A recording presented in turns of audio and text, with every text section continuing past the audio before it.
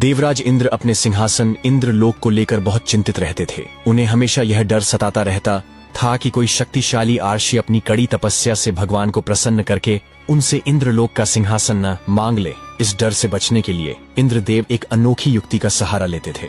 वह अपनी सबसे सुंदर अप्सराओं को पृथ्वीलोक पर भेजते थे। इन अप्सराओं में मेनका, रंभा और उर्वशी जैसी अप्सराएं प्रमुख थीं। उनका मुख्य कार्य आर्षि मुनियों को अपनी सुंदरता और नृत्य से मोहित करना और उनकी तपस्या को भंग करना था।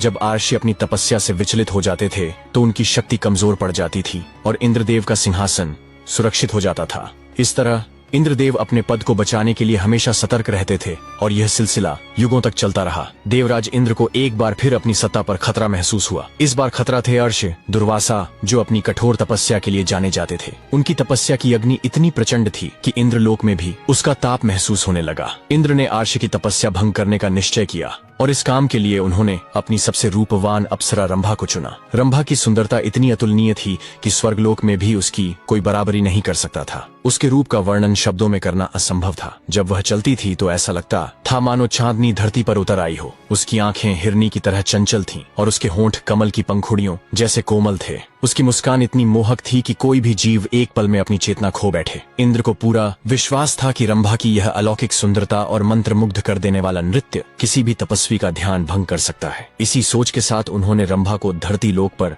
आर्ष दुर्वासा की तपस्या भंग करने के लिए भेजा। रंभा भी इंद्र के आदेश का पालन करने के लिए तुरंत तैयार हो गई, क्योंकि उसे भी अपनी सुंदरता पर पूरा भरोसा था। देवराज इंद्र ने रंभा को आर्ष दुर्वासा की तपस्या भंग करने का आदेश देते हुए एक विशेष शर्त रखी। उन्होंने रंभा से कहा, रंभा, तुम धरती पर जाओ और अपनी सुंदरता से आर्ष की तपस्या भंग करो, लेकिन एक बात का विशेष ध्यान रखना, यदि कोई पुरुष तुम्हें नग्न अवस्था में देख लेगा तो वह उसी क्षण पत्थर की मूरत बन जाएगा। यह सुनकर रंभा थोड़ी चौंक गई, लेकिन उसने आत्मविश्वास के साथ कहा, ठीक है देवराज, मैं आपके आदेश का पालन करूंगी और इस बात का पूरा ध्यान रखूंगी। इंद्र से यह वरदान पाकर रंभा तुरंत पृथ्वी पर आ गई। उसने राशि दुर्वासा को घोर तपस्या में लीन पाया। रंभा ने अपनी मोहिनी शक्ति का इस्तेमाल करते हुए आर्ष के चारों ओर अपनी माया का जाल फैलाना शुरू कर दिया। उसने मधुर संगीत और मनमोहक नृत्य से आर्षि का ध्यान भंग करने का प्रयास किया ताकि उनकी तपस्या भंग हो जाए। रंभा ने आर्षि दुर्वासा की तपस्या भंग करने के लिए अपनी सारी कलाओं का उपयोग किया, लेकिन उसकी हर कोशिश बेकार गई। उसने अपनी सबसे मधुर वीणा ली और उसके तारों से ऐसा संगीत छेड़ा जो देवताओं को भी मोहित कर दे, लेकिन अर्षि के कानों तक वह ध्वनि पहुंची ही नहीं। इसके बाद रंभा ने रश्मि के चारों ओर अपनी सुंदरता का जाल बिछाया। उसने मनमोहक नृत्य किया जिसमें उसके शरीर का हर अंग एक कविता की तरह लग रहा था। उसने अपने हाव भावों और मोहक अदाओं से आर्षि का ध्यान अपनी ओर खींचने की कोशिश की, लेकिन तपस्या में लीन आर्षि ने अपनी आंखें खोली ही नहीं। रंभा ने अपनी सारी चालें चलीं। कभी वह एक सुंदर हिरणी बनकर आर्षि के पास आई तो कभी फूलों की सुगंध बनकर उनके मन को विचलित करने की कोशिश की, लेकिन आर्षि दुर्वासा की तपस्या इतनी गहरी थी कि उनका ध्यान तनिक भी भंग नहीं हुआ। रंभा हार कर बैठ गई। उसकी सारी कोशिशें व्यर्थ साबित हुईं। अगले दिन सुबह सुबह रंभा ने सोचा कि इतनी सुबह इस सुनसान जंगल में कौन आएगा। उसने पास की एक शांत नदी में निर्वस्त्र होकर स्नान करने का फैसला किया। वह अपने मनमोहक रूप और शीतल जल का आनंद लेते हुए पूरी तरह से अपने स्नान में मग्न थी। ठीक उसी समय पास के राज्य के एक राजा जंगल में शिकार करने आए थे। शिकार के दौरान प्यास से उनका गला सूख रहा था। पानी की तलाश में वह उसी नदी के पास पहुंचे जहां रंभा स्नान कर रही थी। जैसे ही राजा ने रंभा को उस अवस्था में देखा, इंद्र के वरदान का प्रभाव तुरंत दिखाई दिया। राजा अपनी जगह पर ही जड़ हो गए और एक पल में पत्थर की मूरत में बदल गए। उनकी आंखें रंभा के रूप पर टिकी रह गईं और वह हमेशा के लिए उस स्थान पर एक मूर्ति बनकर रह गए। जब रंभा ने उस राजा को पत्थर की मूरत में बदलते देखा तो वह पूरी तरह से हक्की बक्की रह गई। उसे कुछ समझ नहीं आ रहा था कि यह क्या हो गया। इंद्र के वरदान की शक्ति का ऐसा भयानक परिणाम देखकर वह घबरा गई। परेशान होकर वह उस पत्थर की मूर्ति के पास बैठ गई और देवराज इंद्र का स्मरण करने लगी। उसका मन पश्चाताप और भय से भर गया था। वह सोचने लगी कि कैसे इस समस्या से बाहर निकला जाए और उस राजा को वापस जीवित किया जाए। राजा के वापस न आने पर उनके राज्य में हड़कंप मच गया। रानी बहुत चिंतित हो गईं और उन्होंने तुरंत अपने सबसे विश्वस्त सैनिकों को राजा को खोजने के लिए भेजा। सैनिकों ने जंगल की ओर प्रस्थान किया जहां राजा शिकार करने गए थे।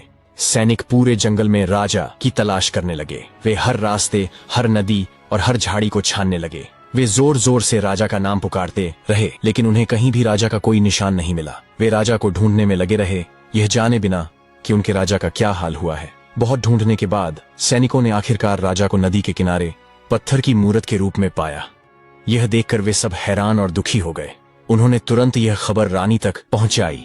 रानी यह सुनकर व्याकुल हो गईं और तुरंत उस स्थान पर पहुंची। उनके साथ दरबार के कुछ प्रमुख लोग और देवराज इंद्र भी थे, जो पहले ही वहां की स्थिति भांप चुके थे।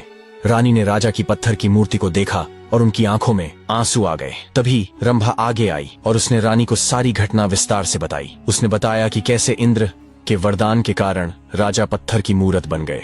रंभा की बात सुनकर रानी को और भी दुहक हुआ, लेकिन तभी देवराज इंद्र ने रानी और सभी को सांत्वना दी और कहा, चिंता मत करो, मैं इसे ठीक कर दूंगा। इंद्र ने रंभा से कहा, रंभा, तुम्हारी एक गलती की वजह से आज एक धर्मात्मा और ज्ञानी राजा मूर्ति बन गए हैं। एक आर्षि के श्राप के कारण वह पत्थर में बदल गए हैं और यह सब तुम्हारे अहंकार के कारण हुआ है। रंभा यह सुनकर बहुत दुखी हुई और उसने इंद्र से क्षमा मांगी। देवराज, मुझसे बहुत बड़ी भूल हो गई है, मैं इसके लिए क्षमा प्रार्थी हूँ। कृपया मुझे बताइए कि मैं इस श्राप को कैसे समाप्त कर सकती हूँ। मैं अपनी गलती सुधारना चाहती हूँ। इंद्र का क्रोध शांत हुआ और उन्होंने कहा, रंभा, इस श्राप को तुम ही समाप्त कर सकती हो। तुम्हें सबसे पहले अपने पिता ब्रह्मा जी के पास जाना होगा। उनसे तुम्हें एक प्रश्न करना होगा। जब तुम्हें उस प्रश्न का उत्तर मिल जाए तो उनसे एक विशेष मंत्र प्राप्त करना। उसी मंत्र के जाप से तुम उस राजा को श्राप मुक्त कर पाओगी। रंभा ने यह बात स्वीकार की और तुरंत ब्रह्मा जी के पास जाने की तैयारी करने लगी। उसे पता था कि यह कार्य कठिन होगा, लेकिन अपनी गलती का प्रायश्चित करने के लिए वह कुछ भी करने को तैयार थी। अप्सरा रंभा अपने पिता ब्रह्मा जी के सामने उपस्थित हुई और दंडवत प्रणाम किया। रंभा को सामने देख ब्रह्मा जी ने पूछा, रंभा, आज कैसे आना हुआ? तुम्हारे मुख के भाव कुछ कह रहे हैं। कोई विशेष प्रयोजन है अथवा कोई नई समस्या? रंभा ने उत्तर देते हुए कहा, पिताश्री, ऐसा कोई विशेष प्रयोजन तो नहीं है। कई दिनों से एक प्रश्न मन में खटक रहा है। आज आपसे इसका उत्तर जानने के लिए उपस्थित हुई हूँ। तो फिर विलंब कैसा? मन की शंकाओं का समाधान शीघ्रता से कर लेना ही ठीक होता है, इसलिए निसंकोच अपना प्रश्न पूछो। ब्रह्मा जी ने कहा, पिताश्री, आप सारे सृष्टि के परमपिता हैं। देवता और दानव आपकी ही संतान हैं। भक्ति और ज्ञान में देवता श्रेष्ठ हैं तो शक्ति तथा तपोचरण में दानव श्रेष्ठ हैं। परंतु मैं इसी प्रश्न में उलझी हुई हूँ कि इन दोनों में कौन अधिक श्रेष्ठ है, और आपने दोनों को स्वर्ग और दानवों को पाताल लोक में जगह दी, ऐसा क्यों? इन्हीं प्रश्नों का उत्तर जानने के लिए मैं आपकी शरण में आई हूँ।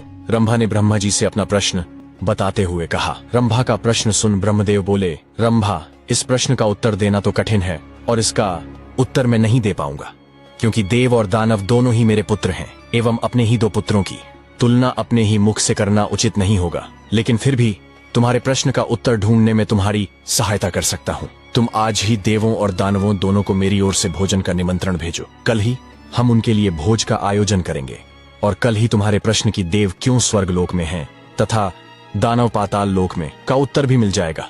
रंभा तत्काल ही असुरों और देवों को निमंत्रण दे आई। दूसरे दिन दानव ब्रह्मालोक में भोजन का आनंद लेने के लिए पहुंच गए और उन्होंने पहले पहुंचने के कारण भोजन की पहली शुरुआत खुद से करने के लिए ब्रह्मा जी से आग्रह किया। भोजन की थालियां परोसी गईं। दानव भोजन करने के लिए बैठे।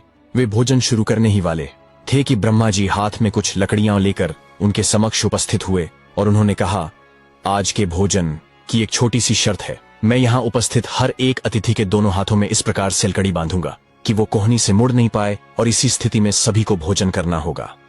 कुछ देर बाद सभी असुरों के हाथों की लकड़ियां बंधी चुकी थीं। अब असुरों ने खाना शुरू किया, पर ऐसी स्थिति में कोई कैसे खा सकता था? कोई असुर सीधे थाली में मुंह डालकर खाने का प्रयास करने लगा तो कोई भोजन को हवा में उछालकर मुंह में डालने का प्रयत्न करने लगा। दानवों की ऐसी स्थिति देखकर रंभा अपनी हंसी नहीं रोक पाई। अपने सारे प्रयास विफल होते देख दानव बिना खाए ही उठ गए और क्रोधित होते हुए बोले, हमारी यही दशा ही करनी थी तो हमें भोजन पर बुलाया ही क्यों? कुछ देर पश्चात देव भी यहाँ पहुँचने वाले हैं। ऐसी ही लकड़ियां आप उनके हाथों में भी बांधिएगा ताकि हम भी उनको दशा का आनंद ले सकें। कुछ देर पश्चात देव भी वहीं पहुंच गए और अब देव भोजन के लिए बैठे। देवों के भोजन मंत्र पढ़ते ही ब्रह्मा जी ने सभी के हाथों में लकड़ियां बांधी और भोजन की शर्त भी रखी।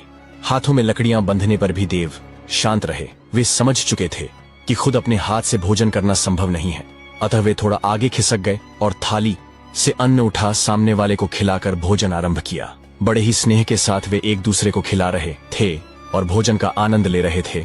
उन्होंने भोजन का भरपूर स्वाद लिया, साथ ही दूसरों के प्रति अपना स्नेह और सम्मान जाहिर किया। यह कल्पना हमें क्यों नहीं सूझी? इसी विचार के साथ दानव बहुत दुखी होने लगे। रंभा यह सब देखकर मुस्कुरा रही थी। रंभा ने ब्रह्मा जी से कहा, पिताश्री, आपकी लीला अगाध है। युक्ति, शक्ति और सामर्थ्य का उपयोग स्वार्थ हेतु करने की अपेक्षा परमार्थ के लिए करने वाले का जीवन ही श्रेष्ठ होता है। दूसरों की भलाई में ही अपनी भलाई है, यह आपने सप्रमाण दिखा दिया और मुझे अपने प्रश्नों का उत्तर मिल गया है। ब्रह्मा जी को सबने प्रणाम किया और वहां से विदा ली। उसे मंत्र मिल गया। तभी फिर से इंद्र प्रकट हुए। उन्होंने कहा, तुमको एक गांव जाना होगा और वाह, पर एक आदमी के 2 पुत्र हैं, तुम्हें उनकी समस्या का समाधान करना पड़ेगा। अप्सरा आज्ञा पाते ही गांव निकल पड़ी। उस गांव में एक आदमी के 2 पुत्र थे, राम और श्याम। दोनों थे तो सगे भाई, पर एक दूसरे के बिल्कुल विपरीत। जहां राम बहुत कंजूस था, वहीं श्याम को फिजूल खर्ची की आदत थी। दोनों की पत्नियां भी उनकी इस आदत से परेशान थीं। घर वालों ने दोनों को समझाने के बहुत प्रयास किए, पर न राम अपनी कंजूसी छोड़ता और न ही श्याम अपनी फिजूल खर्ची से बाज आता। एक बार गांव के करीब ही एक सिद्ध अप्सरा रंभा का आगमन हुआ। वृद्ध पिता ने सोचा, क्यों ना उन्हीं से इस समस्या का समाधान पूछा जाए, और अगले ही दिन वे रंभा जी के पास पहुंचे। रंभा जी ने ध्यानपूर्वक उनकी बातें सुनी और अगले दिन दोनों पुत्रों को लेकर आने को कहा। पिताजी तय समय पर पुत्रों को लेकर पहुंच गए। रंभा जी ने पुत्रों के सामने अपनी बंद मुट्ठियां घुमाते हुए कहा, बताओ, यदि मेरा हाथ हमेशा के लिए ऐसा ही हो जाए तो कैसा लगेगा? पुत्र बोले, ऐसे में तो ऐसा लगेगा जैसे कि आपको कोढ़ हो। अच्छा, अगर मेरे हाथ हमेशा के लिए ऐसे हो जाए तो कैसा लगेगा? रंभा जी ने अपनी फैली हथेलियां दिखाते हुए पूछा। जी, तब भी यही लगेगा कि आपको कोढ़ है, पुत्र बोले। तब रंभा जी गंभीरता से बोली, पुत्रों, यही तो मैं तुम्हें समझाना चाहती हूँ। हमेशा अपनी मुट्ठी बंद रखना यानी कंजूसी दिखाना, या हमेशा अपनी हथेली खुली रखना यानी फिजूल खर्ची करना, एक तरह का कोढ़ ही तो है। हमेशा मुट्ठी बंद रखने वाला धनवान होते हुए भी निर्धन ही रहता है, और हमेशा मुट्ठी खुली रखने वाला चाहे जितना भी धनवान हो, उसे निर्धन बनने में समय नहीं लगता। सही व्यवहार है कि कभी मुट्ठी बंद रहे तो कभी खुली, तभी जीवन का संतुलन बना रहता है। अप्सरा ये ज्ञान देकर चली गई। इंद्र ने अप्सरा से कहा, एक राज्य का राजा ने नई दुल्हनों को परेशान करके रखा है, तुम्हें दुल्हन बनकर उसको सजा देनी होगी। एक शक्तिशाली मगर अय्याश राजा के बारे में है, जो अपनी सत्ता का दुरुपयोग करता है। वह नवविवाहित दुल्हनों को अपने महल में बुलाता है, जिससे लोग परेशान हो जाते हैं। लोग इस अन्याय से दुखी होकर वर्षा के देवता इंद्र की पूजा करते हैं, जो उनकी प्रार्थना सुनते हैं। जवाब में इंद्र एक अप्सरा को भेजते हैं, जिसका काम राजा को सही रास्ते पर लाना या उसे दंडित करना हो सकता है। जब इंद्र द्वारा भेजी गई अप्सरा उस राज्य में आती है, तो उसकी सुंदरता और दैवीय आभा को देखकर सभी लोग मंत्रमुग्ध हो जाते हैं। उसकी ख्याति जल्दी ही राजा तक पहुंच जाती है। राजा, जो स्वयं एक अय्याश और स्त्रीलोभी है, अप्सरा के बारे में सुनकर उसे अपने महल में बुलाता है। वह अप्सरा को देखता है और उसकी सुंदरता से इतना प्रभावित होता है कि वह उससे अपने महल में रुकने का अनुरोध करता है। अप्सरा इस अनुरोध को स्वीकार कर लेती है। यह कदम कहानी में एक नया मोड़ लाता है। अप्सरा का राजा के महल में रुकने का निर्णय उसके उद्देश्य का एक हिस्सा लगता है। वह सीधे टकराव के बजाय राजा को उसी के घर में सबक सिखाने या उसे बदलने की कोशिश कर रही है। अब सवाल यह है कि अप्सरा आगे क्या करेगी? क्या वह अपनी सुंदरता का उपयोग करके राजा को बहकाएगी और फिर उसे सबक सिखाएगी, या उसकी योजना कुछ और है? अप्सरा की चाल अप्सरा जानती थी कि राजा एक लंपट व्यक्ति है और वह अपने महल में उसे नुकसान नहीं पहुंचा सकती। इसीलिए उसने एक युक्ति सोची। वह रात को जानबूझकर निर्वस्त्र सोती थी, ताकि राजा को अपनी तरफ आकर्षित कर सके। राजा का अंत राजा, जो अप्सरा के रूप लावण्य से पहले ही मोहित था, उसे निर्वस्त्र सोया हुआ देखकर खुद पर काबू नहीं रख सका। वह अप्सरा के पास आया और उसे छूने की कोशिश में उसके शरीर से चादर हटाई। चादर हटते ही राजा तुरंत पत्थर का बन गया। यह कहानी नैतिकता का एक मजबूत संदेश देती है। राजा की बुरी नजर और लालच ने उसे उसकी सत्ता और जीवन से वंचित कर दिया। इस कहानी में अप्सरा एक न्याय की दूत के रूप में कार्य करती है, जो इंद्र के निर्देश पर बुराई को समाप्त करने आती है। राजा का पत्थर में बदलना यह दर्शाता है कि वासना और अहंकार का परिणाम हमेशा बुरा होता है। यह कदम दर्शाता है कि राज्य को अराजकता से बचाने के लिए एक समझदार और नैतिक व्यक्ति की आवश्यकता थी। मंत्री ने राजा की अनुपस्थिति में शासन की बागडोर संभाली। मंत्री का शासन और राज्य की प्रगति मंत्री ने राजा की अय्याशी वाली प्रथाओं को समाप्त कर दिया। उसने गांवों की दुल्हनों के सम्मान और सुरक्षा को सुनिश्चित किया। राजा के कठोर शासन के विपरीत मंत्री ने न्यायपूर्ण और लोक कल्याणकारी शासन चलाया। इससे राज्य में खुशहाली और शांति वापस लौटी। इंद्र ने अप्सरा को बताया कि राजा को फिर से मनुष्य बनाने के लिए उसे एक कठिन कार्य करना होगा। उसे 7 अलग अलग दिव्य पेड़ों से फल लाने होंगे। ये फल केवल आम फल नहीं थे, वे दिव्य और दुर्लभ थे, जो केवल कुछ विशेष स्थानों पर ही पाए जाते थे। अप्सरा की पहली चुनौती। अजगर से युधिंद्र के बताए अनुसार अप्सरा पहला दिव्य फल खोजने के लिए एक विशाल समुद्र के किनारे पहुंची। वहां उसने देखा कि एक भयानक और विशाल अजगर उस पेड़ की रक्षा कर रहा है जिस पर वह फल लगा था। अजगर अपनी कुंडली मारकर बैठा था और उसके फन से आग की लपटें निकल रही थीं। अप्सरा जानती थी कि उसे फल प्राप्त करने के लिए इस अजगर को हराना होगा। अप्सरा ने अपने दिव्य अस्त्रों का आह्वान किया। उसके हाथ में एक तेज चमचमाती तलवार प्रकट हुई। अजगर ने अपनी फुफकार के साथ अप्सरा पर हमला किया। अप्सरा फुर्ती से उसके वार से बची और बिजली की गति से उस पर टूट पड़ी। दोनों के बीच भयंकर युद्ध हुआ। अजगर अपने विशाल शरीर से अप्सरा को जकड़ना चाहता था, पर अप्सरा ने अपनी कुशलता और साहस का परिचय देते हुए एक ही झटके में अपनी तलवार से उसके सिर को धड़ से अलग कर दिया। अजगर के शांत होते ही अप्सरा ने पेड़ से पहला दिव्य फल तोड़ा। यह फल किसी सुनहरे रत्न की तरह चमक रहा था। अपनी पहली चुनौती को सफलतापूर्वक पूरा करने के बाद अप्सरा अब अपनी अगली खोज के लिए तैयार थी। अगले दिव्य फल की खोज में अप्सरा एक घने और रहस्यमयी जंगल में पहुंची। इस जंगल के बीचों बीच एक विशाल पेड़ खड़ा था जिस पर दूसरा दिव्य फल चमक रहा था, लेकिन इस पेड़ की रक्षा एक शक्तिशाली जादूगर कर रहा था। जैसे ही अप्सरा पेड़ के पास पहुंची, जादूगर ने अपनी मायावी शक्तियों का प्रयोग करना शुरू कर दिया। उसने जंगल में भयंकर भ्रम पैदा किए। कभी कभी अप्सरा को लगता कि वह चारों तरफ से आग से घिर गई है, तो कभी उसे लगता कि जमीन एक गहरे दलदल में बदल रही है। जादूगर ने हवा में भयानक आवाजें भी पैदा की ताकि अप्सरा डर जाए और पीछे हट जाए, लेकिन अप्सरा डरने वाली नहीं थी।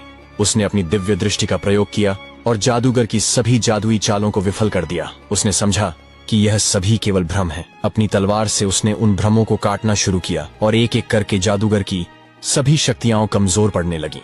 अंत में जादूगर ने अपनी आखिरी शक्ति का प्रयोग करते हुए एक विशाल जादुई जाल बनाया जो अप्सरा को फंसाने वाला था। अप्सरा ने अपनी कुशलता से उस जाल को चीर दिया और सीधे जादूगर की तरफ बढ़ी।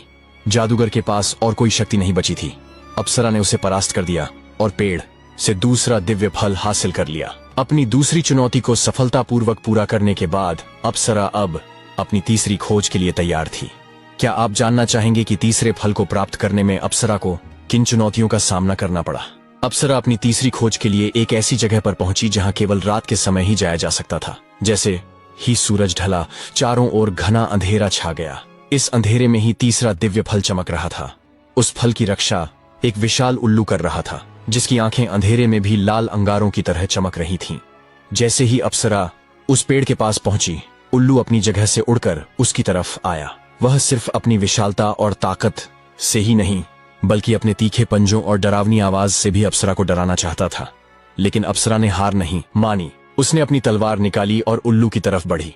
उल्लू ने हवा में अपनी तेज उड़ान से अप्सरा पर कई हमले किए, लेकिन अप्सरा अपनी फुर्ती से उसके हर वार से बचती रही। जब उल्लू हमला करने के लिए नीचे आया तो अप्सरा ने अपनी तलवार से उसकी एक पंख पर वार किया। पंख के घायल होते ही उल्लू अपनी ताकत खोने लगा और जमीन पर गिर गया। इस प्रकार अप्सरा ने अपनी कुशलता और साहस से उस विशाल उल्लू को हरा दिया। उसने पेड़ से तीसरा दिव्य फल तोड़ लिया। अब उसके पास 3 दिव्य फल थे और वह अपनी अगली खोज के लिए तैयार थी। अपनी अगली खोज में अप्सरा को एक गहरी और अंधेरी गुफा में जाना पड़ा जहां चौथा दिव्य फल मौजूद था। जैसे ही वह गुफा के अंदर घुसी, उसने महसूस किया कि यहाँ कोई खूंखार जानवर मौजूद है। पेड़ के पास पहुंचते ही उसकी मुलाकात गुफा के रखवाले एक विशाल और भूखे शेर से हुई। शेर बहुत दिनों से भूखा था और अप्सरा को देखते ही उसकी आंखों में शिकार की चमक आ गई। शेर ने एक भयानक दहाड़ लगाई और अप्सरा पर झपटा। अप्सरा ने अपनी तलवार निकाली और साहस के साथ शेर के हमले का सामना किया। शेर बहुत शक्तिशाली था और अपने पंजों और नुकीले दांतों से अप्सरा पर लगातार हमला कर रहा था।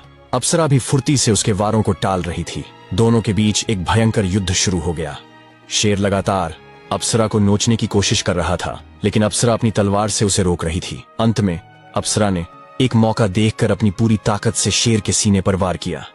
तलवार के वार से शेर बुरी तरह घायल हो गया और अपनी जान गंवा बैठा। शेर के मरते ही अप्सरा ने पेड़ से चौथा दिव्य फल तोड़ लिया। अब उसके पास 4 फल थे और वह अपनी मंजिल के और करीब थी। अपनी 5वीं खोज में अप्सरा एक रहस्यमयी वन में पहुंची। इस वन के बीचों बीच एक अद्भुत पेड़ था जिस पर 5वां दिव्य फल चमक रहा था। इस पेड़ की रक्षा एक वन देवी कर रही थी जो बहुत ही शांत और शक्तिशाली थी। जब अप्सरा फल लेने के लिए आगे बढ़ी तो वन देवी उसके सामने प्रकट हुई। उन्होंने अपनी दिव्य आवाज में कहा कि वह फल तभी ले सकती है जब वह उनके कुछ प्रश्नों के सही उत्तर दे। वन देवी ने अप्सरा की बुद्धिमत्ता और ज्ञान की परीक्षा लेना चाहा। वन देवी ने अप्सरा से कई गूढ़ प्रश्न पूछे जो जीवन, प्रकृति और धर्म से संबंधित थे। अप्सरा ने अपने ज्ञान और विवेक से सभी प्रश्नों के सही उत्तर दिए। उसके जवाबों से वन देवी बहुत प्रसन्न हुई। वन देवी ने अप्सरा की बुद्धिमत्ता और सच्चाई को देखकर उसे फल देने का फैसला किया। उन्होंने कहा, तुमने अपनी बुद्धिमत्ता और ईमानदारी का परिचय दिया है, तुम इस फल की सही हकदार हो। वन देवी ने अप्सरा को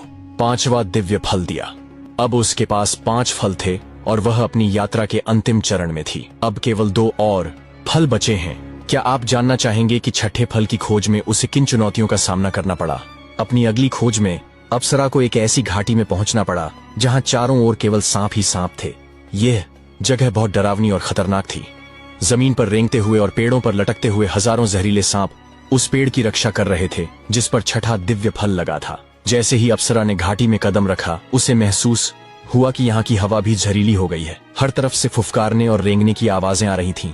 एक एक करके बड़े और खतरनाक सांपों ने उस पर हमला करना शुरू कर दिया। कुछ ने अपनी कुंडली मारकर उसे जकड़ना चाहा तो कुछ ने उस पर जहर थूका। अप्सरा ने अपनी दिव्य ऊर्जा और फुर्ती का इस्तेमाल किया। वह हवा में उड़कर सांपों से बचती रही और अपनी तलवार से उन पर वार करने लगी। हर सांप जो उसके करीब आता, वह उसे अपनी तलवार से काट देती थी। उसने अपनी पवित्रता और साहस से उन सभी सांपों का मुकाबला किया। आखिरकार वह उस पेड़ तक पहुंच गई। पेड़ के नीचे एक बहुत बड़ा और भयानक नाग बैठा था जो सभी सांपों का राजा था। उस नाग ने अप्सरा को रोकने की कोशिश की, लेकिन अप्सरा ने एक भयंकर युद्ध के बाद उसे भी हरा दिया। उसने पेड़ से छठा दिव्य फल तोड़ लिया। अब उसके पास 6 फल थे और वह अपनी यात्रा के अंतिम चरण में थी। क्या आप जानना चाहेंगे कि 7वें और अंतिम फल की खोज में उसे किन चुनौतियों का सामना करना पड़ा? अपनी अंतिम खोज में अप्सरा एक ऐसे स्थान पर पहुंची जहां 7वां और अंतिम फल उस पेड़ के नीचे था, जहां क्रोध के लिए जाने जाने वाले महान अर्षि दुर्वासा गहन तपस्या में लीन थे। अर्षि अपनी तपस्या में इतने डूबे थे कि उनके शरीर पर मिट्टी जम गई थी। अप्सरा जानती थी कि अगर गलती से भी उनकी तपस्या भंग हो गई तो उनका क्रोध उसे श्राप दे सकता है। अप्सरा ने बहुत सावधानी से अर्षि के पास जाने की कोशिश की, लेकिन उसकी दिव्य आभा और सुंदरता के कारण अर्षि की आंखें खुल गईं और उनकी तपस्या टूट गई। अर्षि दुर्वासा ने क्रोधित होकर अप्सरा की ओर देखा। अप्सरा डर गई क्योंकि उसे लगा कि अब उसे अर्षि का श्राप मिलेगा, लेकिन अप्सरा के शुद्ध इरादे और राजा को फिर से जीवन देने के उसके महान लक्ष्य को जानकर अर्षि का क्रोध शांत हो गया। उन्होंने अप्सरा की यात्रा और उसके द्वारा किए गए सभी मुश्किल कामों के बारे में जान लिया। अर्षि दुर्वासा ने अप्सरा की लगन और समर्पण से प्रभावित होकर उसे 7वां और अंतिम फल दे दिया। 7 दिव्य फल मिलने के बाद अप्सरा तुरंत उस जगह पहुंची जहां राजा की पत्थर की मूर्ति थी। उसने एक एक करके सभी फलों का रस निकालकर उस पत्थर की मूर्ति पर लगाया। जैसे ही उसने अंतिम फल का रस लगाया, एक चमत्कार हुआ। पत्थर की मूर्ति चमकने लगी और धीरे धीरे फिर से मनुष्य का रूप लेने लगी। राजा को वापस मनुष्य रूप में लाने और उसे सुधारने के बाद अप्सरा का पृथ्वी लोक पर काम पूरा हो गया। उसने दुर्वासा अर्षि से क्षमा मांगी, जिनकी तपस्या उसके कारण भंग हुई थी, और अर्षि ने भी उसके नेक काम को देखकर उसे आशीर्वाद दिया। अपना उद्देश्य पूरा करने के बाद अप्सरा वापस स्वर्ग लोक लौट गई।